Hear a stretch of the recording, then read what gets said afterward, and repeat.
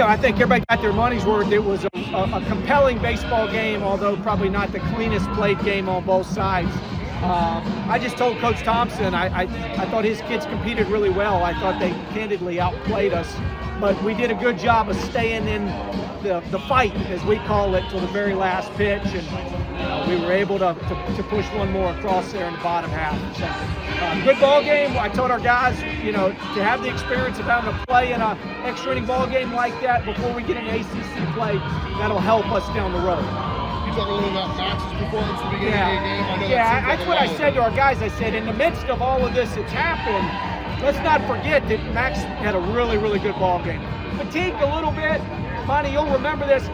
He was a week behind coming out of the preseason, so that's the furthest he'd gone. You could see him start to tire at the end, but I thought it was a really good outing, and that puts him in a good spot going into next week. I think off the top of my head, we got him to like 72 pitches, which is the furthest, 78. So, he ought to be able to take that next step to around 90 pitches next weekend.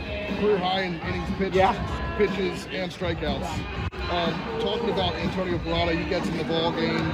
He's somebody I know you were hoping to have more playing time at this point, but with the way you had to move some of the injuries. But how'd you feel about his performance today? Just could not be more proud for him to get in there and take advantage of the opportunity that he got.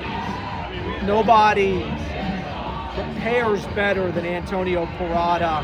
He's been incredibly selfless with the way he's approached this platoon process early on.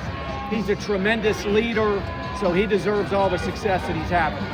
Absolutely. One of the negative things I guess we got to talk about, the late game errors, which kind of ended up forcing you guys to have to be resilient at the end. Can you talk a little bit about trying to clean that up? Yeah, the inside move, that's just kind of a mental mistake, right?